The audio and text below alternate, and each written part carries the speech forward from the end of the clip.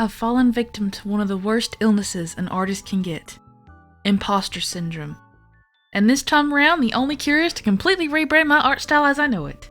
In this video, I'm going to walk you through the process I took to take my art from this to this in just one day. But first, a little backstory as to how I wound up in this situation in the first place.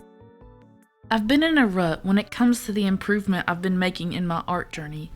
I feel like I've been stagnant, and that stillness has caused me to start losing interest.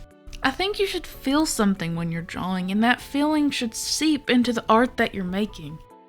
But I feel nothing, and I haven't for a while. Make a list and check it twice. Before I started anything, I wanted to advise a plan. Make a list of things I either wanted to change, keep, or add. And once I had my game plan, it was off to Pinterest, the #1 destination for artists looking for references. So once I found some immaculate inspiration photos, I made them into a mood board. During this part of the process, also keep in mind your favorite artists. You can cherry pick your favorite parts of their style and use it as inspiration in yours. I really love how Alice Vu draws eyes, and you can see how I took a lot of inspiration from her style and incorporated it into my own. And by the end of my little research excursion, not only did I have a good idea of exactly what I wanted my art style to be, it was also time to put pen to paper. To the drawing board. Literally. The main things I wanted to change were the hair and eyes, so I did a headshot in order to really focus on those aspects. So far, I've probably made this process look easy. And it can be, but it's important to know that if you're a beginner artist, you don't want to focus on your art style. Rather, you want to build a foundation, a solid understanding of important art concepts such as anatomy, light, perspective, and color theory, to name a few, is the first step in order to building your art style. Rule of thumbs, you should be able to draw this before you're able to draw this. So just trust me on this. After all, you need to learn the rules before you can break them. I should mention that if learning the rules is your problem, don't worry. All you have to do is subscribe to this channel. You'll learn all of that and more. Don't judge me, I had to do a selfish plug, else this wouldn't be a proper YouTube video. As for the drawing process, I used my pencil brush for the line art, rather than my line art brush that I normally use. This gave my lines less of a manufactured look, for lack of better words. I will admit, I did struggle with adding line weight by using this method, so I went back in later and used an eraser to add a variation in thickness. As for the color palette, I just used a random one I found on Google, I'll be honest. I usually like to make my own color palettes, but I didn't want to focus on that because I was more so worried about changing my art style. But in the future, I'd like to decide on overarching colors that I can use in palettes across all of my illustrations. An example of this would be Kominak, because they use more or less the same colors in all of their drawings, but I guess that also could be attributed to the fact that they only draw the same characters. Anyways, I love their art and I think the colors are gorgeous, and I would like to have something similar in my art. But again, that's later down the road, we're not worried about it now. Another thing I wanted to focus on in this style change was making sure I rendered textures better and more realistically. I wanted to make sure that I didn't shade everything the same way because light naturally reflects off different objects with different textures differently. Metal should look like metal, and skin should look like, well, skin. I think that how I shade textures differently now is ultimately the biggest change between my new and old art style. For example, in the hair, I use a lot less, but more intentional shading. Does that even make sense? I hope it makes sense because it makes sense in my head. As for the technique in which I shade, I set a clipping mask on top of the flat colors to multiply, and draw the shadows using a pencil brush. The colors I use to shade vary dramatically. There should be reasoning behind what colors I choose, because I should be able to give you some explanation along the lines of, oh, the color in this drawing, the light is yellow, and so the shading should be purple since they're complementary colors and color theory goes bam bam, bang bang, choo choo, blah blah. But that's not the case. I usually just go with whatever color looks nice. Anyways, the same goes for how I shade my highlights. The only difference is I use an overlay layer instead of multiply. Sometimes, and I do mean sometimes, it's very sparingly, but I'll also use like hard, soft, and vivid light layers to shade, but it's almost always overlay. There's 1,000,001 ways to render, and I think that the technique you use to achieve your art style should be just as important of a consideration as the art style itself. Oh, and before I forget, on the topic of textures, I really like using textures stylistically in my art. For example, I really like using halftones, and so I wanted to make a note to incorporate those somehow. Remember how earlier I talked about how you should have a good foundation of art knowledge before you start worrying about an art style? Well, here's why. I'm a self-taught artist, right? So I didn't go to art school. And in that sense, there are some aspects of my art knowledge that are lacking, despite drawing for the better half of a decade. Actually, I think next year makes a decade. No, next month makes a decade. Wow, I am extremely old, but that's not the point. At times, I really struggled during this art process. And if you haven't noticed, what I'm doing is more or less a meditated trial and error. However, there's not much meditating to do since my art skills are lacking in a lot of ways. I feel like I'm playing a game of hide and seek, and I'm simply making up new rules along the way. And this struggle made me realize that the only thing I'm doing with this art style rebrand is just putting lipstick on a pig.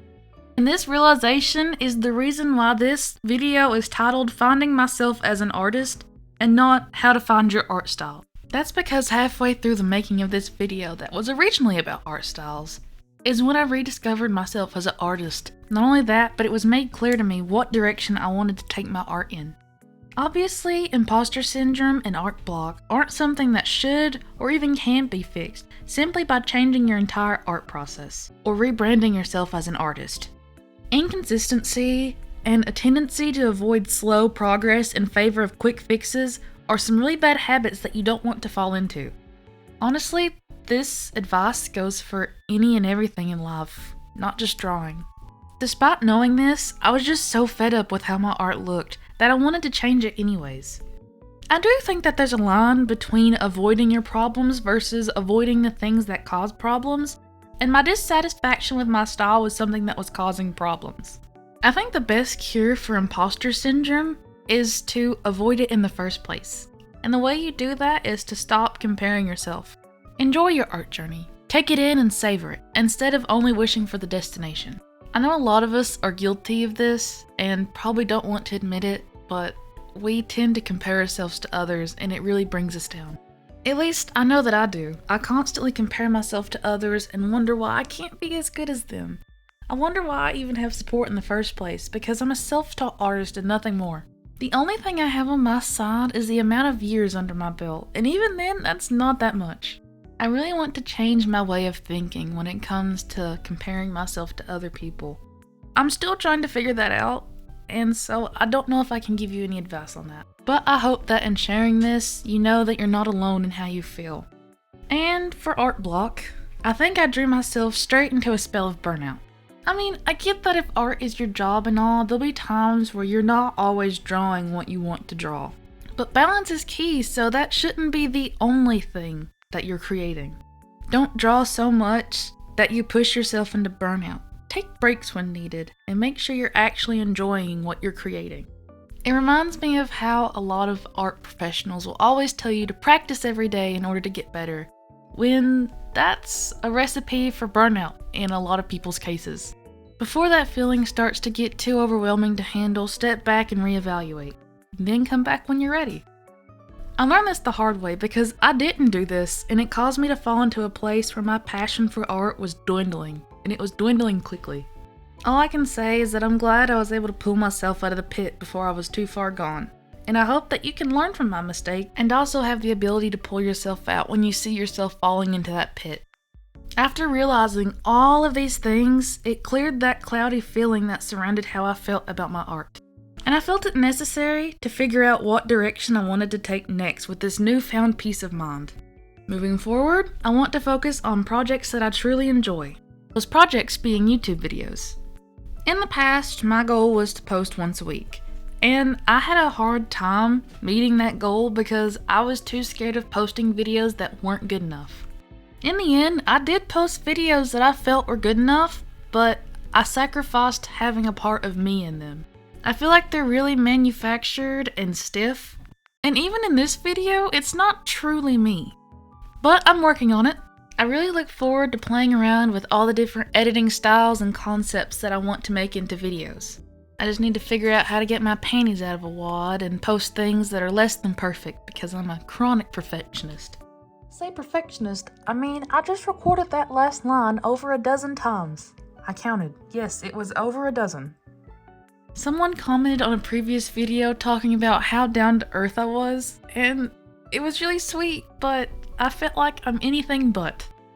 Anyways, back to the drawing. I decided last minute to add a contrasting accent color, and I think it really makes everything pop. Of course, it wouldn't be a drawing if I didn't add noise and chromatic abbreviation.